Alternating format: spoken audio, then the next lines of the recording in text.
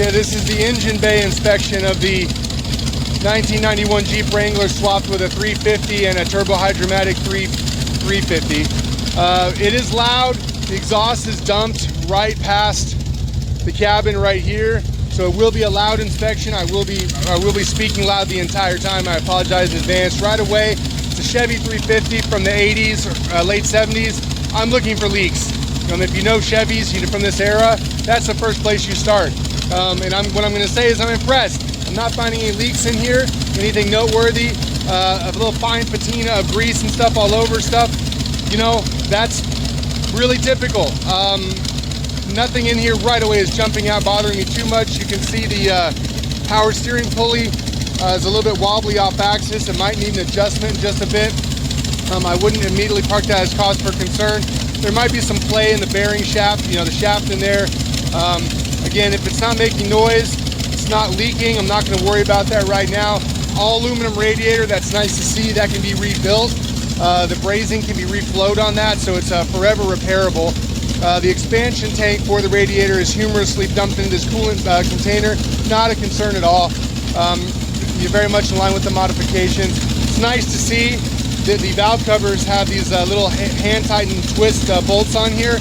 Real common because as these vehicles vibrate and heat cycle, those bolts will work themselves loose. It's a very common known problem on Chevys of this era. Actually, really a lot of the vehicles from this era. And you just got to periodically go back in and tighten them. Otherwise, we're not documenting any leaks in here. Cold start, idle was at about 1500 RPMs. I heard a little bit of upper top end noise in the head. That seems since has quieted down, and all that we're hearing now is the exhaust pulses out of the headers. So no cause for concern in the heads. Like I said, noise might have been just from sitting, and the heads needed to kind of oil up, and otherwise they're fine. Idle now is at about 1,000. Parked, we drop it into gear, it drops down to about 900, 950. I think that's a smidge high, but it's within the acceptable range for this modification and for this era. So engine bay gets a pass, thank you. Okay, this is the exterior inspection of the 1991 Wrangler 350 swapped TH 350 automatic.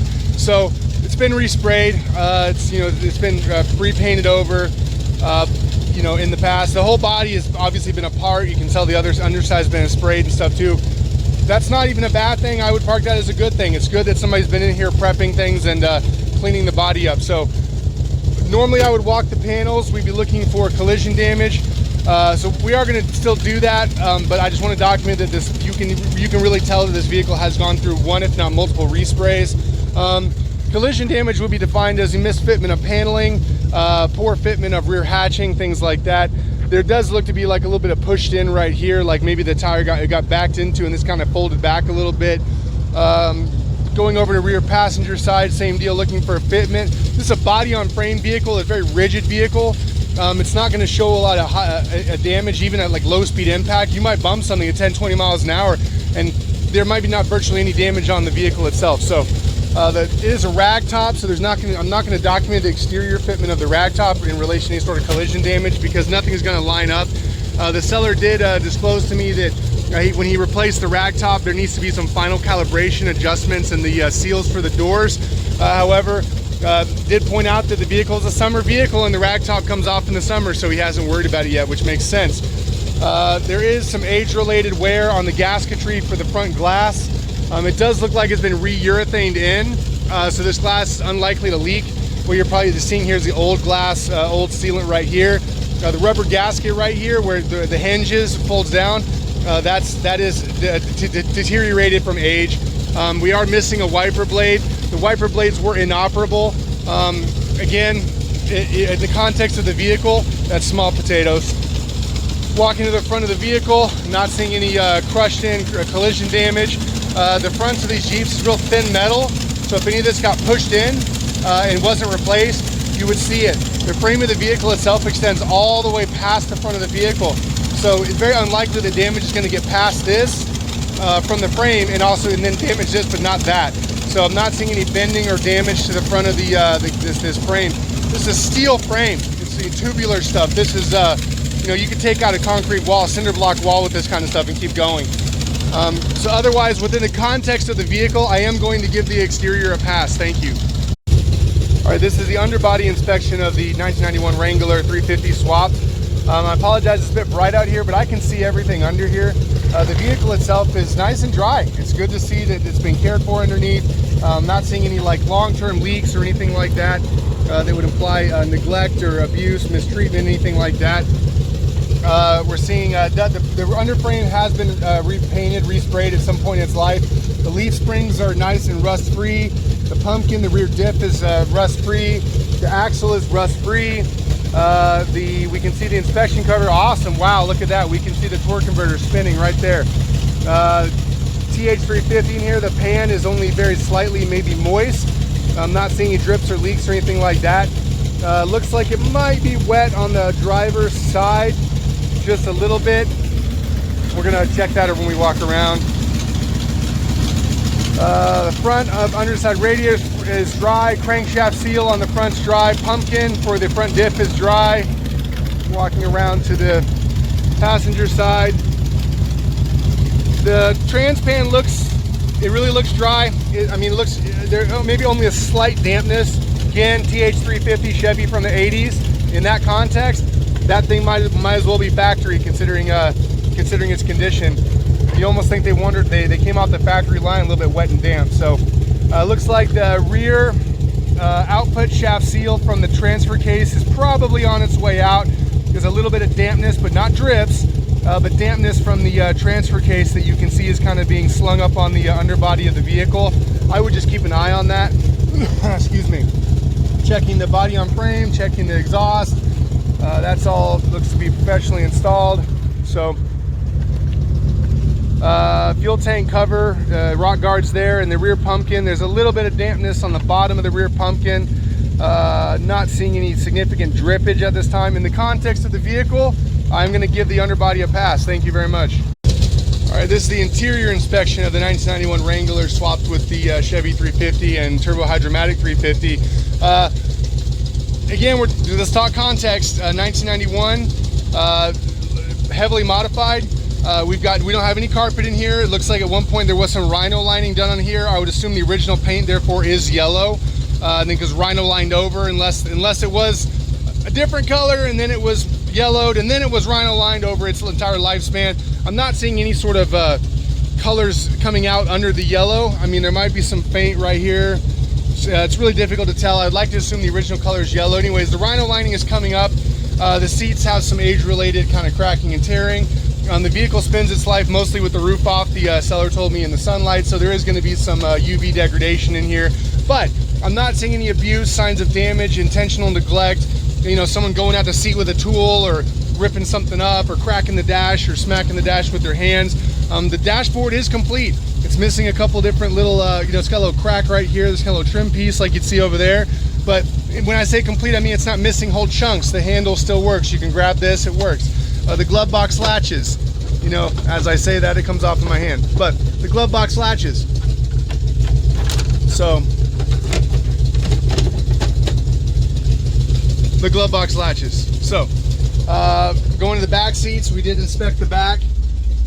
It's all complete, and there's no carpet in here. I mean, that's something you probably wouldn't want with the roof off, and if you park this thing outside, then it begins raining or misting. So in the context of the vehicle, I am going to give the interior a pass.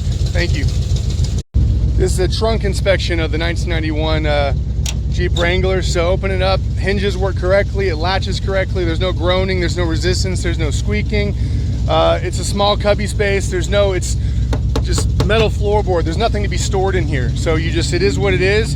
Very simple, not much to explain. Not seeing anything real damaged in here. So the trunk gets a pass, thank you. Now, normally this portion of the video for the 1991 Jeep Wrangler would include a code scan. Being a 1991, it does not have a OBD2 computer. If you had OBD1 codes, there would be a flashing light on the dash. It would be a check engine light that you would then need to jump some pins and then count the flashes and compare those to a Chrysler, Jeep, Dodge trouble code tables. So that's all over because we've got this 350 and the TH350 transmission in here. So even if we did have codes, there's no computer in here because this is an analog vehicle now. There's no digital, no electronic, no anything. This engine does not run off of anything electronic. It's all analog, vacuum controlled. So there are no more computer electrical connections in this vehicle to diagnose. So that's just the explanation, the placeholder, but there are no codes to scan for the code scan portion. Thank you. Okay, this is the conclusions video for the 1991 Wrangler swapped with a Chevy 350 and a TH 350. It appears to have been cared for. Whoever did the swap, I believe that the seller told me that it came to him this way, and he's kind of kept it and maintained it as is. It's been cared for. You can see that it's got replacement drums in the back. By the way, the brakes feel very dialed in. They don't lock up, they don't slip. You can even see some clean calipers in there as well. So the vehicle has been cared for. It's not been neglected. It's definitely a unique vehicle. It's going to come with its own issues in the context of the work that's been done with it and the age-related issues for the vehicle. Again, definitely unique. I'm not seeing anything in the vehicle that would be a red flag to an inspector in terms of mechanical failures or damage or leaks. The interior is in the context of what it is. The exterior is in the context of what it is. The underbody comes back with a very clean bill of health. There's nothing really under there that gives me any cause for concern. There is a little bit of play in the steering, very minor from the steering gearbox. Again, age-related stuff, not concerned there. The vehicle drives, tracks straight and true on the highway. The throttle is fine. The only thing that I would be concerned with regarding this vehicle is the 1 to 2 shifts. So now these transmissions work purely with line pressure. There's no electronically controlled anything in these transmissions. So as you throttle up, you build RPMs, you're building transmission pressure because that pressure is what's required to shift gears. So from the 1-2 shift, it kicks pretty hard, but the TH350s and the 400s are known for that. You can swap out the valve bodies and swap out some springs inside of them and change the way that the pressures and line pressures work and turn gears, and you can smooth that out or stiffen that up.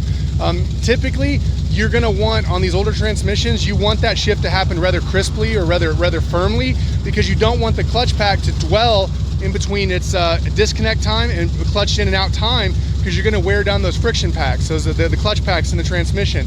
So if you're gonna err on either side, I'd rather have a full throttle vehicle, wide open throttle, pedal down, and have it kind of hard shift. I would say hard shift slam. That's not the best way to say with these 350s, but that's what I'd want to see. I don't want a slow I don't want that. I want a you want it to get into gear fast, because you don't want that wear on that clutch pack. So it might not be as comfortable, and you might think it's a problem, but in all reality, because it's a hydraulically driven transmission, that's going to keep the transmission healthier rather than wear that clutch pack out.